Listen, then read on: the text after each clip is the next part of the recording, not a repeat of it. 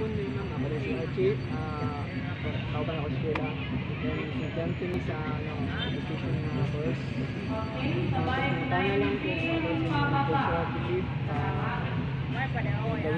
Gawin sa anong gawin mo para sa kanila. At karon, lagi din po. Salo, we are known for as we live along the river, and tungod kay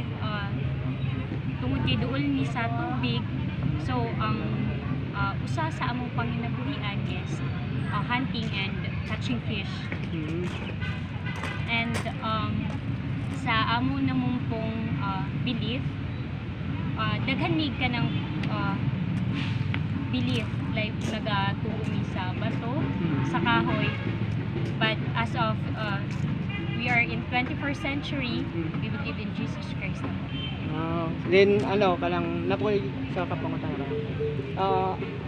Nakabala magaling word nga cultural barriers.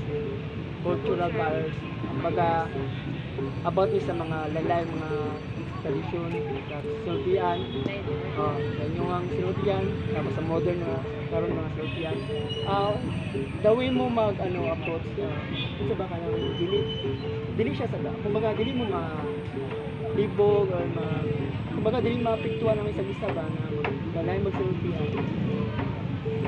Siguro Saan mo pag-prevent na dili mapadung sa dili makalimtan, magalang mahap sa ang inyong pag-komunikasyon ba sa like among komunikasyon sa uban ng mga tao. nalay sultian about Pasko na sa mga po.